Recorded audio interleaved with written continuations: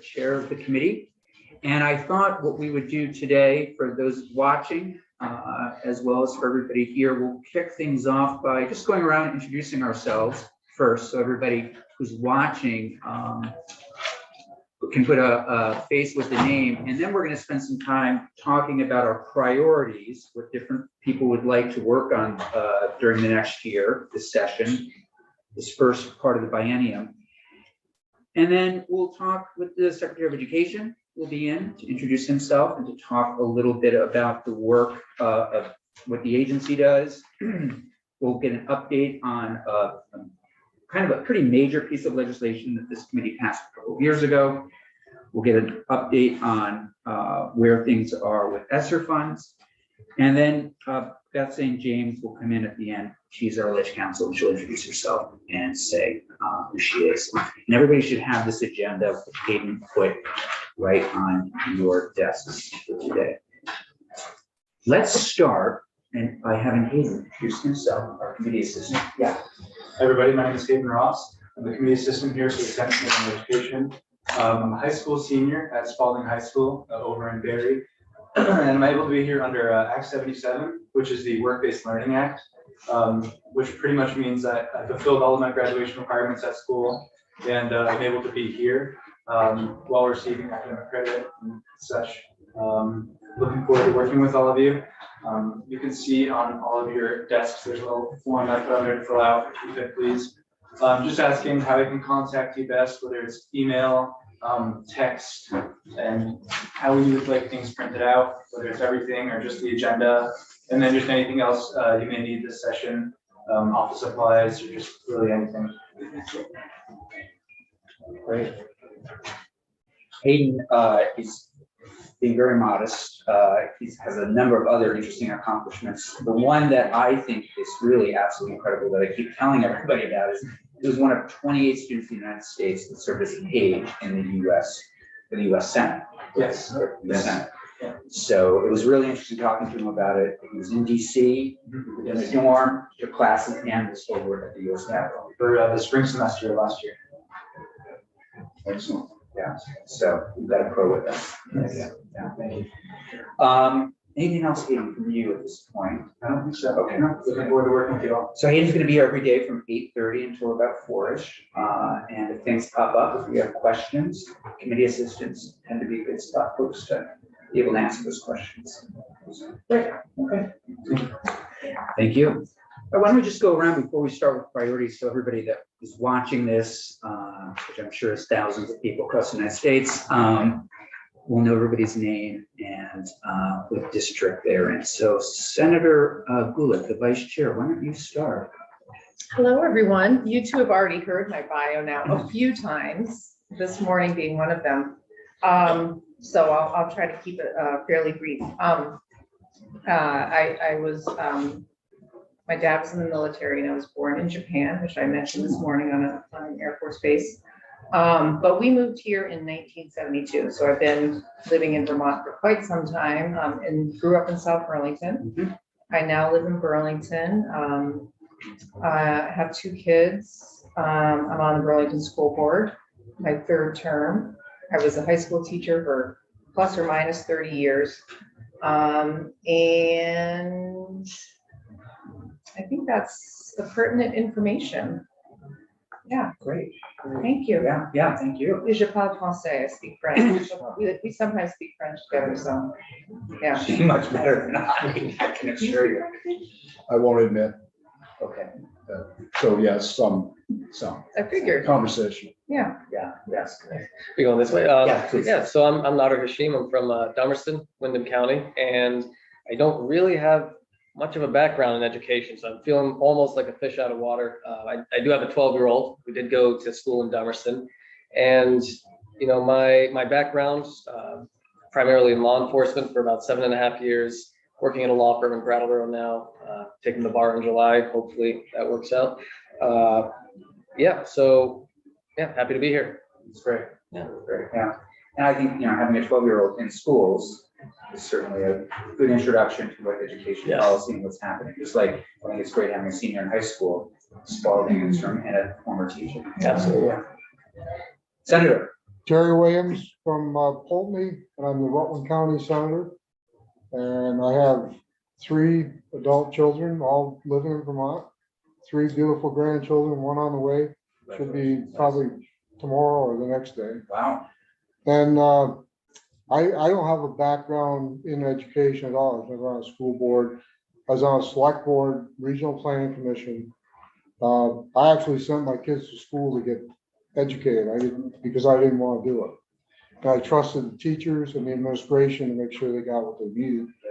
And I just want to make sure that that's still the case in Vermont today. Yeah.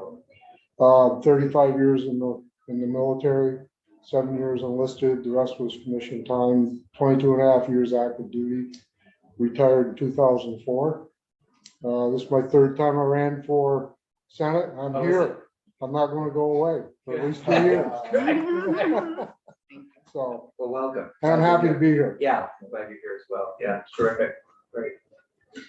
Good afternoon, I'm David Weeks. I'm originally from Wallingford, now from Proctor, representing Rutland County. I have 2 adult children who were educated through the public education system, albeit in California. But I know that there's a linkage between the Vermont legislature and the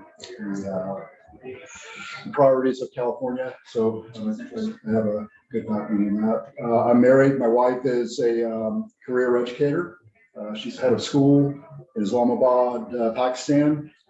She's been doing administration maybe for the past 7-8 years, all overseas, international baccalaureate IB program. My education background, I was educated in public schools. I have 3 masters, 1 public administration, it's the most recent, 1 in strategic studies, and 1 MBA. I have several years into a PhD. It's a black topic, meaning that it's a classified topic, but it's interesting educational pursuit with King's College London. I do not have a deep education background as far as a career field. I come out of first the military. I have 31 years in, although I was split half between active and reserve. I'm formerly a Marine infantry type, mountain warfare type locally. Then went to university, came out, went into the Navy as an officer. I'm a surface guy, so cruisers, destroyers. And then left active duty, went reserve, started as a defense contractor. Most recently with Raytheon, and I made my niche in black programs, so classified programs, and red programs. Red programs are those which are, for this spiel earlier, they're over budget, they're behind schedule, corporations irritated, and the customers irritated. So I'm sent in as a fixture, and my niche was international. So I spent the last roughly 15 years moving through projects, living and working in Europe, in Korea, in Saudi Arabia, in Qatar, in the Arab Emirates, in Bahrain, and I have, as a reserve, I did a few stints in Iraq. So I've got kind of a diverse background, but I'm also very happy to be here. I think our constituents made it very clear that quality education and the cost of education are paramount in their issues for them. And I'm happy to see this process unfold. So I'm very happy to be here in Germany. Great, great. It's interesting, there seems to be, your father's military also, right? Yes. Yeah, yeah. So there's a good military background. We did a number of bills last year, which we'll go through next week, having to do with military students, trying to make it easier for students to enter schools when their parents are either leaving the state or coming back into the state. There's a federal program around, I think it's Blue Ribbon certified schools that the US recognizes, and we kind of created that process. Senator Ron Hinsdale started a lot of that, and Just something to keep in mind. Good. Yeah, some good knowledge. So, I'm Brian Campion, represent Bennington County and Wilmington, live in the town of Bennington, with my partner, Eric Hatch. It's been my partner for about 30 years. And also teach at Bennington College, where I've been for about 16 years. Part of that, I lived in the Northeast Kingdom, where some of my mom's family's from, Prosperity. Yeah, that's it. That's really it. I mean, I've been in this building now. This is my 7th term, so time flies. But it's been a really good experience. I think it's really incredible what Vermont is able to accomplish. I think it's really incredible what we as a legislature are able to accomplish in 30 years. When you hear what happens in other states and certainly in the feds, but I think it also happens in Albany and Sacramento and these big cities. And I think we, having been in the House, can, either say this is false or not, but I think, we really do have a unique situation, a unique culture that's really important to me. I would agree with that. I mean, when I came into the House, I thought I was entering, I thought it was going to be butting heads, everybody arguing all the time, but it was a lot more, friendly than I thought. And I was really, really glad for that. Yeah. I mean, no offense to my other committee members from the past 2 years, but Senator Karanzini, I consider to be, one of my absolute favorite people to have the opportunity to serve with. Not from the same party, might not see eye to eye on certain things, but terrific guy, hard worker, and was really interested in education policy. So we'll see who ends up over the next couple of years as my favorite. But Yeah. So why don't we just go around and talk until the Secretary of Education comes in about 30 minutes, and just talk about priorities, talk about things that you're interested in doing and accomplishing, things you might be hearing from constituents, and also I would say questions that you have. In other words, this is this time where you probably have outstanding questions that we can have certain people come in and talk to us. One of my big questions today for the Secretary of Education will be, when you're talking to people, you're in an elevator with somebody or on a flight with somebody, how do you describe education in Vermont? You say it's the gold standard, you say there's no room for improvement, you say we've got some real struggles, and then I'm interested in how we should be measuring that. And so I think we need some kind of baseline in a way, and we talked about this, and we'll talk about this a little bit more when we talk about the literacy bill, but we were all taken aback a few years ago when we learned that roughly, I think it was 40% or 50% of that time of our 3rd graders weren't reading at grade level. That's a huge, huge issue in this state, in this country. Weren't an anomaly, but we, as you'll hear, we did take some steps. We'll get a report on where we are today. But that's the kind of issue that, for me is, I can tell you is really interesting and really important. Identifying those areas that we need to make some change and make some difference. And I think that's where I might always be challenging myself and all of you, honestly. And I welcome all of you to challenge me also when the question is asked, well, how does this move, advanced stakes for kids? Does this bill really, are kids going to be better off because of it? Or are we spending our time on something that might not make a big difference? And so with that, Martine, you've been in the schools. Mhm. You have children that were in the schools. Mhm. You're now the vice chair of this committee. A lot of expectation. Tell us what you're thinking and what your priorities are. Thank you. Yeah. Thank Do you you. mind keeping a list? Mine are priorities with a smattering or sprinkling of hopes and dreams, Great. which I'll try to tell you which ones are hopes and dreams and which ones are actual priorities. But to start with, I would just say, one of the things I said on the campaign trail, which is a hope and dream for me, is that every human being becomes real self-actualized and can realize their full potential. And I believe that one way of achieving that is through education. Neither of my parents have college degrees. I was the first person in the family to get a master's degree, and so I know the importance of education. So with that, equity is a huge priority for me. Making sure that every kid, every student has what they need to succeed and to thrive. We'll be able to discuss what that means, but it is a priority for me.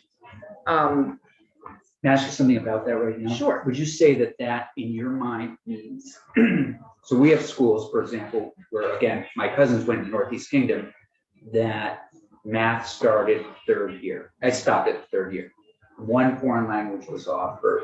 Is that kind of what when you think equity, you want everybody to be able to experience and have the same opportunities in terms of curriculum as, a kid maybe in South Burlington? That would be amazing. Yeah, that would be fantastic. Yeah, and again, opportunities, that's an important word. If every student could have the same opportunity, the same ability to achieve, that would be great. Yeah. Thank you for asking that question. Yeah, no, it's helpful. So for me, part of equity is going to come into school construction aid. So if any of you have visited your local public schools, you may have seen that some of them anyway, are in really dire straits. I don't want us to conflate PCBs with school construction. These are two separate things. PCB, PCB, poly. Oh, PCB. Yeah. But they're both at play right now in the state, and especially in the city where I live in Burlington. But school construction is something that, from my point of view, we've been kicking this can down the road for many, many years. And so we have a lot of buildings that are falling apart.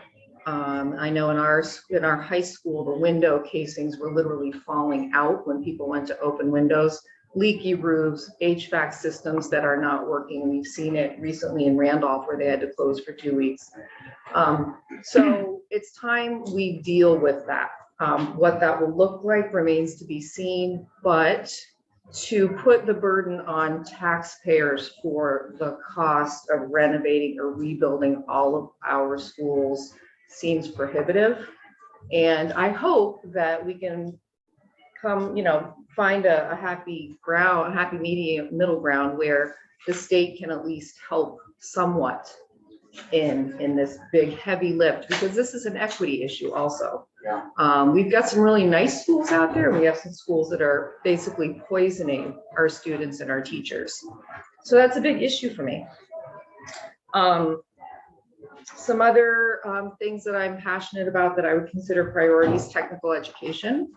I was very lucky to be the director of library and media services at Essex and at the tech center. And it was just an incredible experience. And Burlington also has a tech center. Right now it is closed, and we have been farming our programs out to various locations. But the tech center has to be part of our tech centers have to be part of our educational landscape. They will build our labor force. They will fill huge gaps that we have right now across the board. So that's really, really important. I would love to see some civics education. Again, we can talk about what that would look like, but we need to bring that back, embrace it as part of our curriculum in the state. Many of you may have followed the bill S-287, which was around, again, equity and spending in the state and student weights.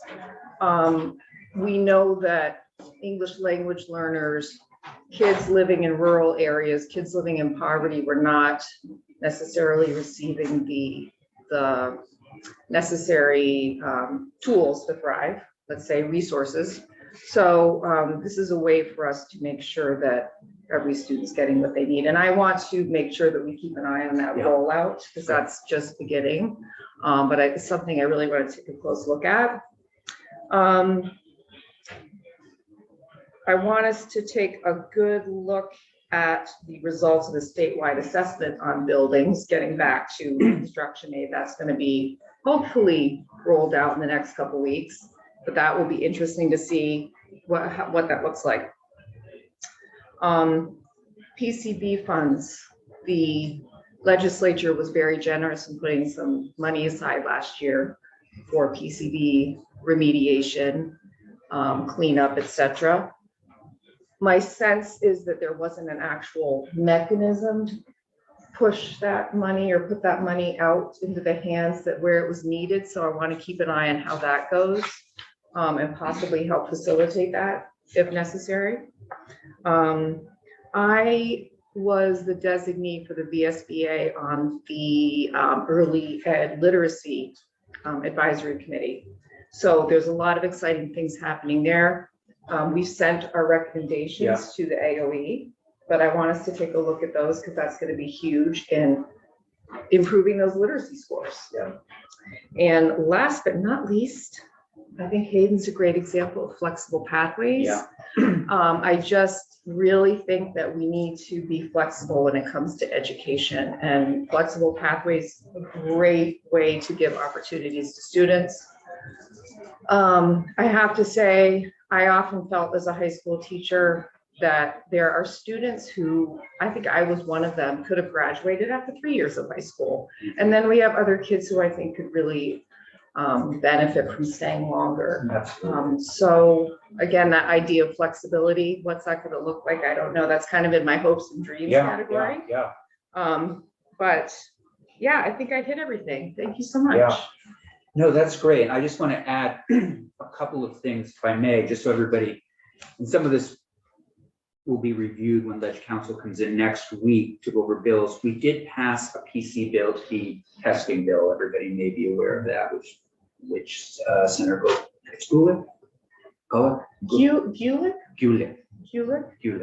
Yeah. Okay, Senator Gulick, is that correct? You could say Gulick too. Are you sure? Yeah. Can I just say Or you Senator? could just say Lahawk. That the good senator mentioned PCB testing. We did require that certain schools built at a certain time be tested for PCBs. I think your question about the rollout of those funds is a really good one. The other outstanding question is, how are people doing with the testing in general? And we did get some pushback. People said, hey, wait, don't do this. But this committee felt as though this was a public health issue. If you had a child or a spouse, or you yourself were teaching in the schools, people had a right to know whether or not PCBs were around. And it's a more complicated issue than I realized that it actually is. You could have PCB, you could close up certain classrooms, you can do certain things. But as schools continue to test and people find information, and as schools continue to deteriorate, we are going to have to do something. I did mention this maybe briefly when we were all together at the orientation. We are going to hear from Senator Sanders' folks at some point if he becomes the chair of Health and Education, because I do believe this is one of those bipartisan issues where all the states are going to have to deal with these kinds of things. But is there a way for his committee for him to work on, appropriating or working and helping us try to find federal dollars for some of these kinds of things, if possible? And I don't know, but it's going to be a heavy lift. And I can't agree more that schools, some are great and some feel like 21st century institutions, and people go in and they feel like this is a great place to learn, but others really need some real serious work. I think the last new school in this state, brand new school, was constructed in my district, the middle school, about 20 years ago. So there's a lot of work to do there. But you're right, it's also going to be a big expense. The other thing you mentioned, civic education. Civic education is interesting. We have been talking about this for a while in this committee.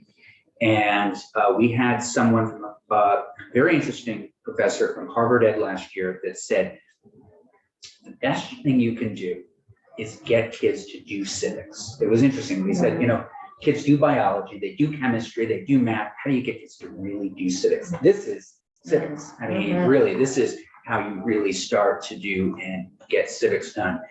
What we did ask for is a report back this year. I think it was Senator Terenzini's report saying, tell us what civics, what's happening right now in our schools, in education. And so that will help guide us to some degree. Flexible pathways, for those of you that don't know, this is a bill that passed, I think it might have been the Shumlin administration, Act 77, that allows students to do exactly what Hayden is doing today and get credit in different ways and try internships and just try to put together almost more of their own course of study, some of their own ownership in education. So great. And then tech ed, I can't agree with you more. I sit on agriculture now, and we were talking this morning in my district, people really need somewhere to slaughter animals. I mean, if you've got a small farm, you've got 50 turkeys. Right now, you've got to load those up and drive really far for those turkeys to be taken care of. We need young people to try these things, get interested in, and the career technical centers, career development centers are really key. And how can they be nimble and kind of move with the needs, I think, of the economy will be interesting. So, great. Senator. Yeah, thank you. So my priority, my first one is addressing childcare. I know that there's a lot of childcare deserts in Vermont, and it's just a huge challenge when it comes to the cost of childcare and also paying childcare workers what they deserve. So that's one of my top priorities. Also echoing what Senator Gulick mentioned, equity in schools. You know, my district is one of the poorer districts in Vermont, Wyndham County, and we also have a lot of rural schools. And I just really want to make sure that kids going to those schools have the same opportunities as kids in larger areas. And I don't know also, if you've heard, I'm sorry to interrupt, but just the worst story that ever came before this committee was the young person that applied to University of Vermont, got rejected from the University of Vermont because University of Vermont requires 3 years of math and the school offered 2. Now, former president Tom Sullivan made an exception, of course, but that is exactly what we want. I mean, it's a terrible situation, but we want to avoid that and anything else like it. yeah, and I'll also put another point behind school maintenance. You know, it sounds like we've been talking about that for a while, so I won't belabor the point, but just making sure that our schools are up to par and built well is important. Training programs, I think, you know, I'm thinking about different pathways for people to enter the trades or people to apprentice as, you know, teachers or teacher aides or becoming nurses, and, you know, following different pathways to entering these professions where personnel are sorely needed. Because, you know, I think that when you're in high school, that's when you're really starting to try to get an idea of what direction you want to go in life. And, you know, it's a good experience to maybe go to a hospital, watch a nurse or a doctor for a while, or, you know, go shadow a carpenter for a while to see, you know, is this something that I would really want to do? Especially what you just said about teachers too. Get kids to try teaching. I mean, it's one of those things that you like it or you don't, you're good at it or you're not, try it out. And the career technical centers, career development centers, it'd be great for them to sort of entertain that a little bit more. Yeah. Go and try to teach. Yeah. Right. Yeah, definitely. And also civics education. Yeah. Big supporter of that. So yeah, those are my points. Great. Senator. Well, as I said this morning, I really don't have any priorities. It's my constituents' Yeah. priorities. Yeah. But I have been working with a group out of Fairhaven that actually has they call themselves Make Vermont Affordable. And they were coming up with different ways to save taxpayers money. One of the ways was about education funding. And I know that's been kicked around for quite a while. They're talking about possibly doing it through income tax, but unfortunately there are enough people that are working in Vermont we don't think, to fund it. So I promised not to make that a campaign issue, and I fought them for 3 years so that I didn't get involved in that, but I never expected to be on the education committee. Well, now here I am. Here you are. And it's not I'm sure it's not going to be a popular subject, but I think it's something that needs to be addressed. And people that I've talked to during my campaign were, they're retirement age. Yeah. They don't have kids in school. They have 2 homes. They've got a, cottage at the lake. They're bearing the brunt of the financial portion of their education. This group, I kept telling them, you can't come up with a problem without giving me 3 solutions. And we actually came up with a solution to the problem. And we were able to, this group was able to go to brief the Vermont Tax Commissioner. Okay. So it's out there. People see me and they say, "Oh, you still here?" I said, "I haven't gone away. I'm still here." So that'll be something I'll be keeping an eye to. I don't know how to proceed with it. Yeah. But maybe we can talk about it. Yeah, and just along those lines, I put in a bill several years ago to move away from taxing Social Security. We did part of it, but that might be something you'd want to pursue a little bit more. Listen, it just seems to me that, it's not where we want personally. Right. I know people that would like to stay in the state when they're a Yeah. certain age. They want to stay near their grandkids. They want, and, we don't want to push those folks away. It's bad for, for a lot of different reasons. So that might be something. And then we will get some tax reports, some study reports back on income and other things that this committee will hear. And generally, we work pretty hand in glove with finance that does the actual taxing in terms of recommendations. But I would be thinking about those kinds of things. You might want to put a bill in that's, again, the Social Security bill. It's to me, I know family that would be in the state if it were a little more friendlier to folks. Oh, thank you. Of course. I know Senator Weeks hasn't gone yet. Just to piggyback on what Senator Williams was talking about, because this comes up in my district as well. Is there any way that we as a committee can work to possibly improve the transparency around the ed fund? The ed fund, which does appear as this behemoth on the budget. Is there a way for us to see exactly, maybe not exactly, but at least broad brushstrokes where that money goes? Yeah. Because I know that many of our districts are, they've got this heavy lift in terms of mental health care and all kinds of other things that are now under the ed fund. Yeah. Just might be helpful to folks to understand, what it is That's that. great. We have somebody coming in, joint fiscal office will come in and give us Ed Financing 101 next week.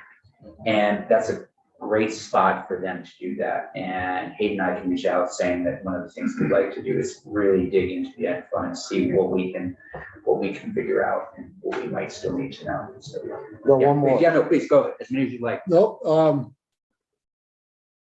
The other thing I want to focus on is school security.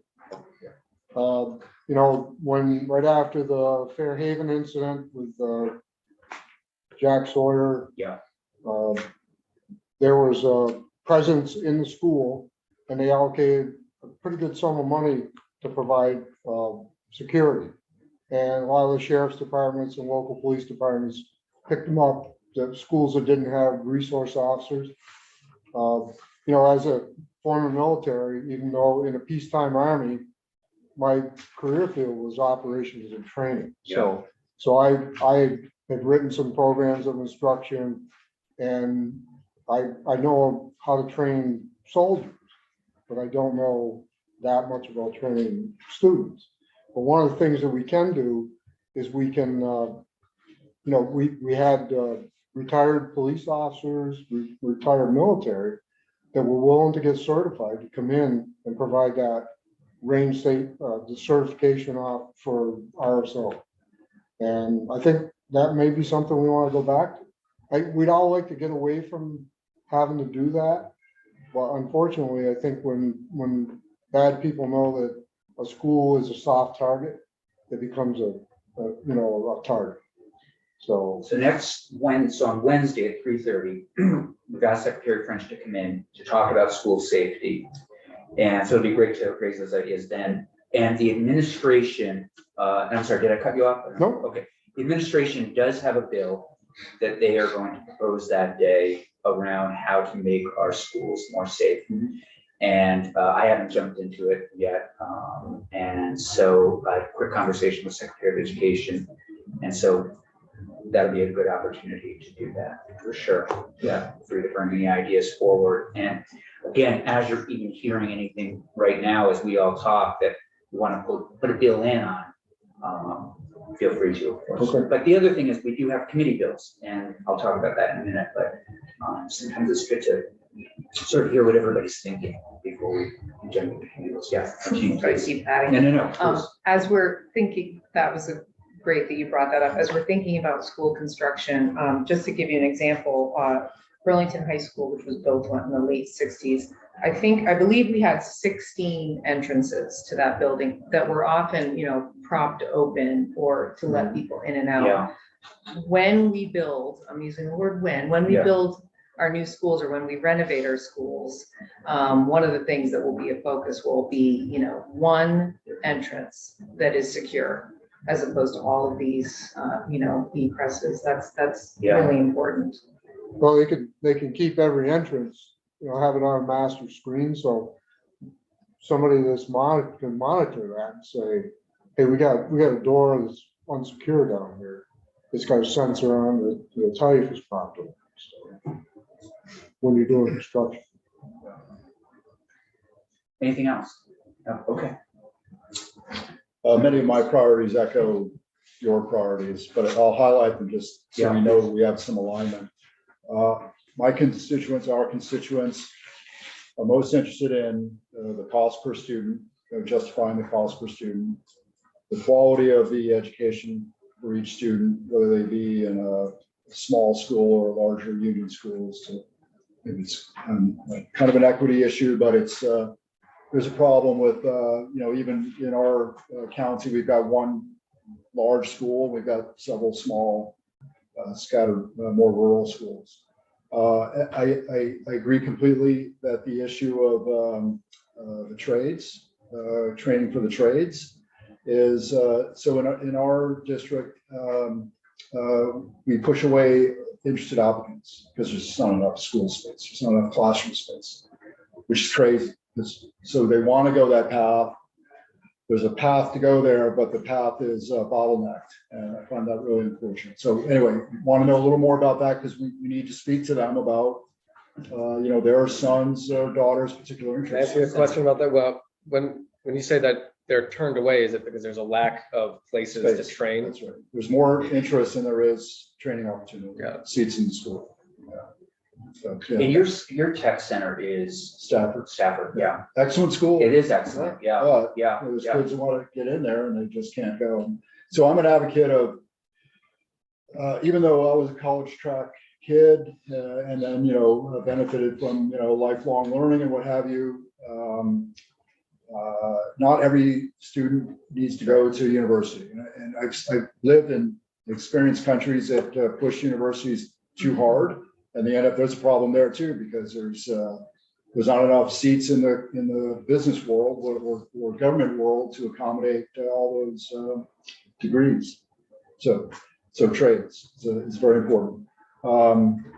In regards to childcare and pre-K education, I fully support it, but my interest is, so as a business guy and a small government guy, I'm really trying to get my head around what is it that's inhibiting the private sector from fulfilling the demand that's already in the market.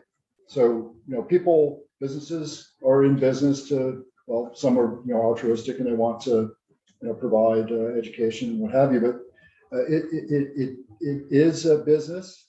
Pre-K and such is a business, and I'm just very curious about what the roadblocks are for folks setting up certified schools and what have you. So it's more of an interest item than, but if there's something there, I want to start picking that apart. Yeah.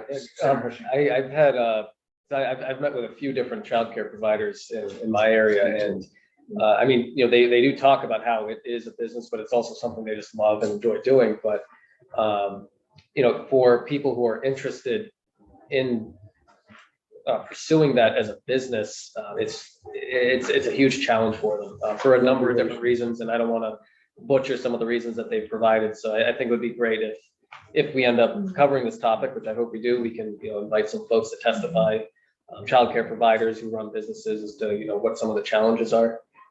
Well, my sense is, having heard all the speeches leading up to this point, that it's a topic that we'll be addressing during this biennium. So with that. Yeah. And the last thing that I didn't hear was, and it's a topic which I think we're all familiar with as we came in here, is the meal support, school meal support. Okay, and I want to understand it. I want to get my head around, options for solution. And that's it. Yeah, no, I appreciate that. And as Bobby Starr, Sheriff Ag, and I worked closely together on the universal meals bill. It was one of those things, frankly, I initially didn't support. I didn't. My thought was, okay, this is where you're going to put your first dollar kind of thing. And but then hearing testimony and realizing that, because I felt, all right, you're low income, you're going to get a free meal. And if you're pretty well to do, you're going to be able to pay. But there really is that missing middle for sure. And we heard from people that collect, lunch money or working in the cafeteria, where a lot of families, they go into debt over meals. And we also talked to a lot of parents that were saying, I can't tell you what a lift it is off of our family just getting the kid out the door in the morning. And then there's the whole agricultural piece that really is interesting to me, where, we were saying. I have a note for Senator Campion. Oh, great. Glad you announced it. It's the kind of respect I deserve. Thank you. That's the stepson to our former Lieutenant Governor, Molly Grace. Oh, really? Yeah, So, character in all the good ways. yeah. Yeah. So, if we could guarantee, for example, in my community that, 20% of the food in the schools comes from local farms. Well, we've got a lot of young farmers that would love that predictability for sure. So absolutely. Anything else? Yeah. I'm curious of your. Yeah. So I think everybody really hit on a lot of mine as well. I think what I'd like to at least start the conversation around next week is COVID recovery, and kind of just get an update from all the schools, or from schools, the NEA, the Principals Association, School Board Association, the what's happening in our schools, what's going on, and what are the things that we can do to be helpful around COVID recovery. Certainly, we know that there's the academic piece, but without a doubt, there's the social emotional piece. I remember Ann Cummings, one of her grandkids started kindergarten when COVID hit and didn't go into the schools until second grade. How do you just learn how to interact, and how can we help support those kids going forward? So we'll hear from everyone. I could see us doing a COVID, we've done COVID recovery kinds of bills in the past as a committee, and I would think that might be something that we would work on and put together kind of an omnibus. All right, here's where things are at. This is what the agency and the administration is saying. This is what we're hearing from teachers. This is, and it could include meals, it could include mental health supports, that kind of thing. Mental health, without a doubt, just in our schools, but in our state. People may have seen the article in Bennington where we showed up at the elementary school. One of the elementary schools took kids out. Why is it's happening? It's not only happening in Bennington, it's happening across Vermont, it's happening across the United States. What is happening in our elementary schools that these kinds of situations warrant a call sometimes, police, and how can we help those kids, those families, and those teachers? And Jeff Bannon, the NEA president or director, was saying, can we increase the number of mental health professionals in school? I mean, something has to happen there for sure to help kids recover. So that really, I'm coming back to this work, thinking COVID recovery, academic recovery, and following up on some of the things that we've been working on as it relates to literacy, But honestly, for me, the big thing always is, I want to, move things forward. I really want us to be able to look back and say, hey, education improved in the state because we did these kinds of things. We have a big teacher shortage. I'm interested in teacher certification. I'm interested in getting more people. And I've said this publicly a million times. I'm somewhat skeptical that teacher certification is the right path as it is right now. I'd love to get some 50 and 60-year-olds into the classroom. That might mean streamlining this process a little bit. Some interesting research out there around teacher certification. What makes a good teacher? That person that's in the classroom every single day, we know has the biggest impact on those kids. And how can we support them? What does that look like? What does their education look like? We did hear from some teachers a couple years ago that didn't feel as though they were adequately, trained in terms of how to teach reading and writing. So we, can try to address that. So those are some of the things on my mind, but also everything that you all mentioned, I certainly share.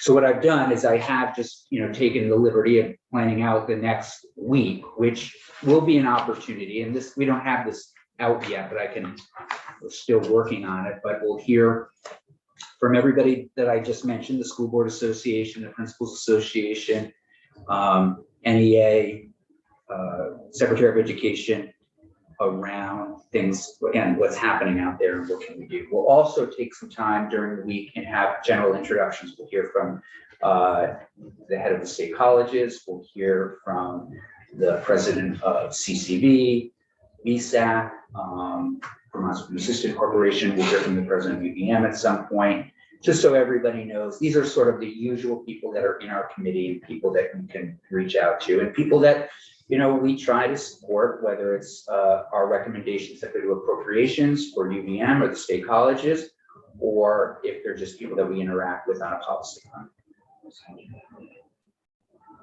Yeah, please.